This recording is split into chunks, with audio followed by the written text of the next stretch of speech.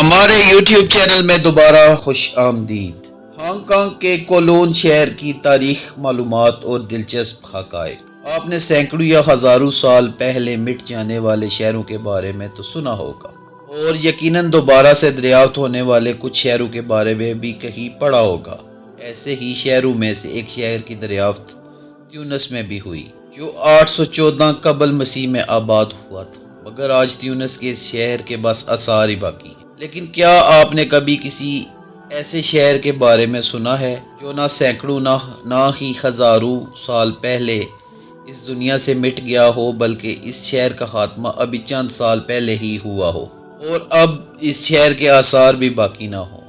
جی ہاں، آج سے قبل 28 سال پہلے تک وہ شہر ہماری اس دنیا کا حصہ تھا اور وہاں ہزاروں لوگ اپنی زندگی جیا کرتے تھے۔ لیکن پھر اچانک کچھ یوں ہوا کہ ہزاروں لوگوں کے مکانات نہ صرف اس شہر سے ختم کر دیے گئے، بلکہ حیرت انگیز طور پر وہ پورے کا پورا شہر ہی ختم کر دیا گیا۔ یہ بات ہے دوسری جنگ عظیم کے بعد کی، جب جاپان نے اپنی ہار تسلیم کی تو ہزاروں لوگوں نے ہانگ کانگ میں آ کر اپنا ہی ایک شہر بسا لیا، جس کا نام کولون والڈ سٹی رکھا گیا۔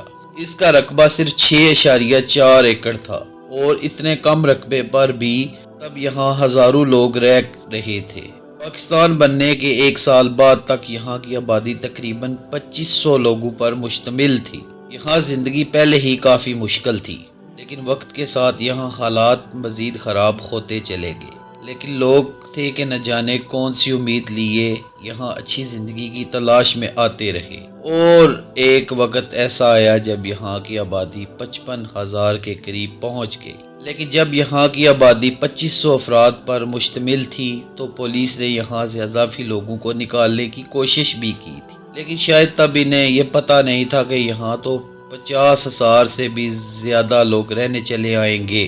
لوگوں نے اسے دنیا کا ایسا تنگ و تاریک شہر بنا دیا تھا کہ سورج کی روشنی بھی اس شہر کی گلیوں تک پہنچ نہیں پاتی تھی۔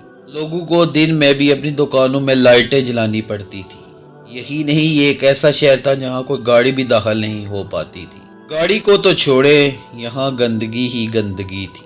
اس شہر میں رہنے والے تمام لوگ اپنے گھر کا سارا کچرا یہاں کی عمارتوں کی چھتوں پر پھینک دیا کرتے تھے۔ یہاں لوگ تو گندگی میں جی ہی رہے تھے، لیکن انہوں نے اسے مزید گندا بنانے کی بھی ہر ممکن کوشش کی۔ جب 1970 کی دہائی تک یہاں بدکاریاں بھی عروج پر پہنچ گئیں، یہ گناہوں کا ایک ایسا شہر بن گیا تھا جہاں ہر طرح کا گناہ دن رات کیا جا رہا تھا۔ کہیں عورتوں کا دھندا جاری تھا تو کہیں جواری جوا کھیلتے نظر آتے تھے۔ یہی نہیں، کولون شہر ہانگ کانگ کا وہ شہر بھی بن گیا تھا جو نشیوں کے لیے کسی جنت سے کم نہیں تھا۔ لیکن کہتے ہیں کہ گناہوں کے شہر مٹ جایا کرتے ہیں، لہذا اس شہر کو بھی مٹ جانا تھا، اور ہوا بھی کچھ ایسا ہی۔